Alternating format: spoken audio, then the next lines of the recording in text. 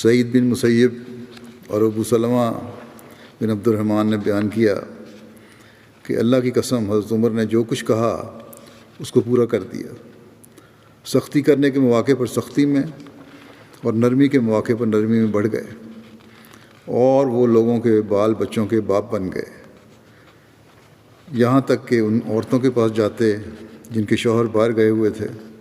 ان کے دروازوں پر پہنچ کر ان کو سلام کرتے، پھر کہتے کہ کیا تمہاری کوئی ضرورت ہے؟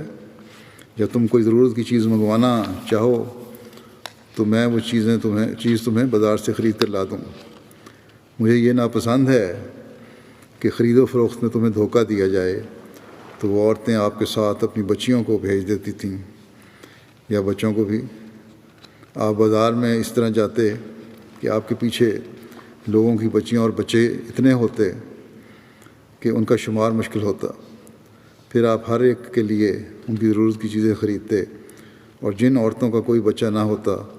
تو اس کے لیے خود خریداری کرتے۔ جب کسی لشکر میں سے کوئی ایلچی آتا تو اس سے ان عورتوں کے شوہروں کے خطوط لے کر خود ان کو پہنچاتے اور ان سے فرماتے کہ تمہارے شوہر اللہ کی راہ میں گئے ہوئے ہیں اور تم رسول اللہ صلی اللہ علیہ وسلم کے شہر میں ہو، اگر تمہارے پاس کوئی ہے جو یہ خط پڑھ سکے تو ٹھیک ہے،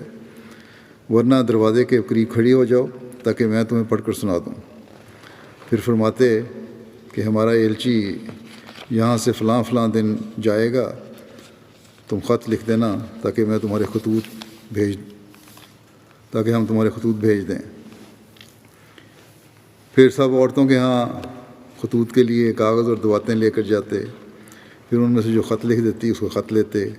اور جو نہ لکھ سکتی تو فرماتے کہ یہ کاغذ اور دوات ہے، تم دروازے کے قریب آ جاؤ اور مجھے لکھواؤ۔ اس طرح آپ ایک ایک دروازے پر جاتے